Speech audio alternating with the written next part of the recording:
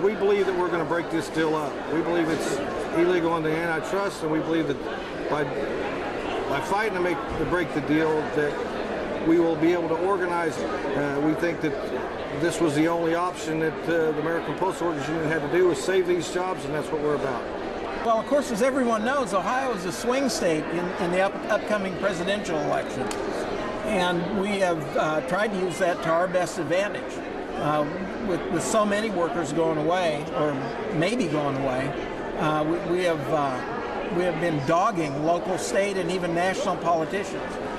John McCain recently was in Wilmington to meet and confer with folks, and Barack Obama is scheduled to be there after the Democratic convention, and we hope that by raising this national level of awareness, we can embarrass DHL into doing the right thing. Members of POWER, Post Office Women for Equal Rights, organized to help more women become leaders in the union.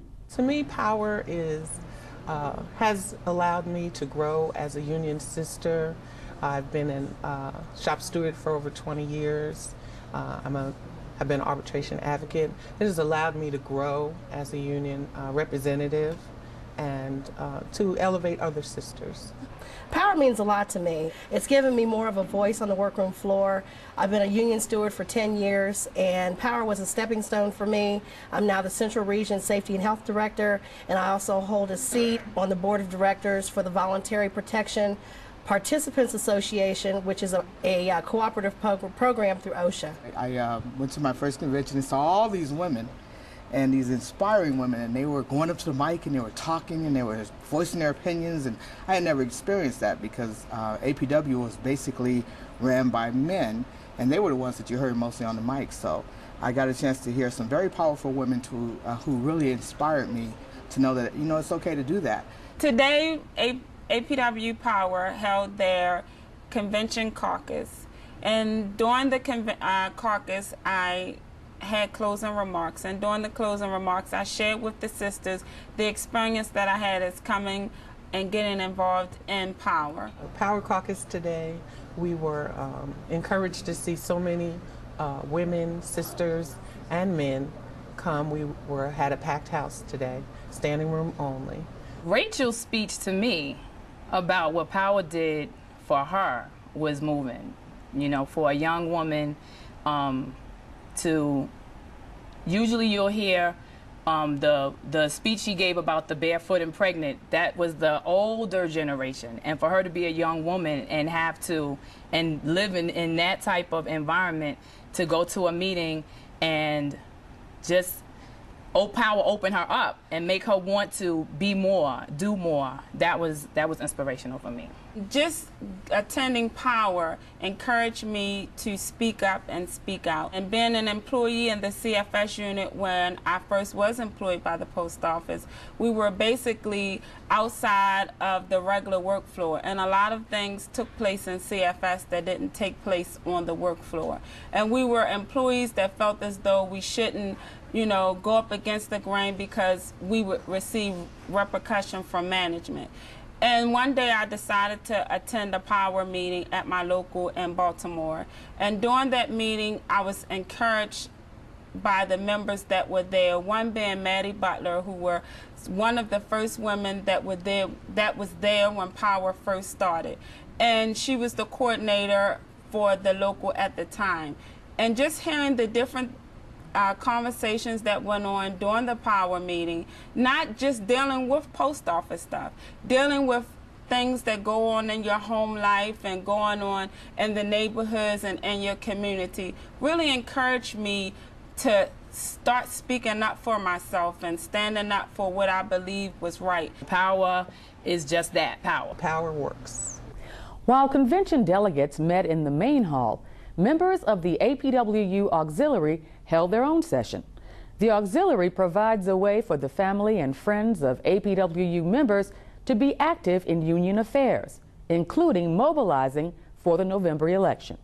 The Auxiliary is something I'm passionate about. I really enjoy the time that I work with it. It's family, friends, retirees of the APWU, and I have tons and tons of friends that I would have never been able to meet otherwise.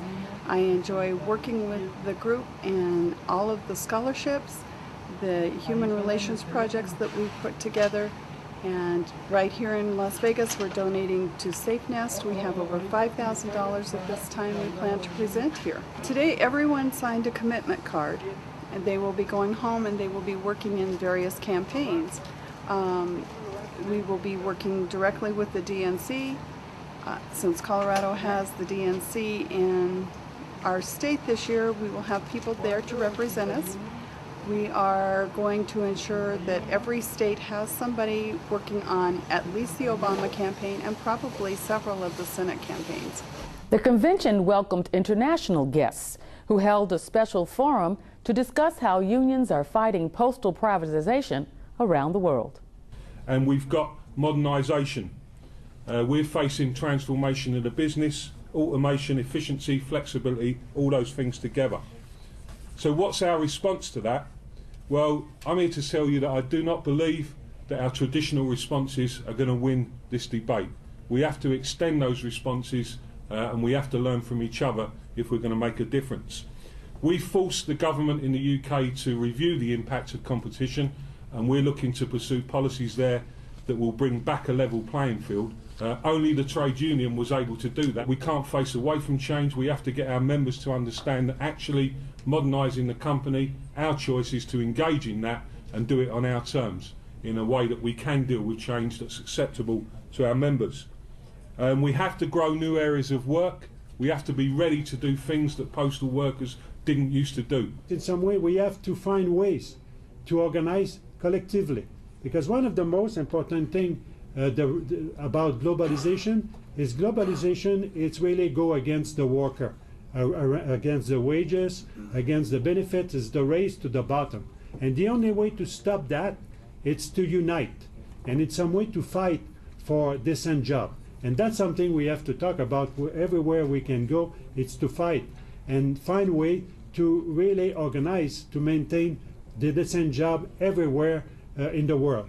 I believe that is the future. I believe we have to start working together, and I want to see events like this moving towards us being able to go beyond just turning up at the delegation, but turning it into real serious strategies of how we can help defend workers across the world. We close this show with the Parade of States, where delegates strut their stuff and show their union pride. I'm Celeste Crenshaw. Thanks for watching.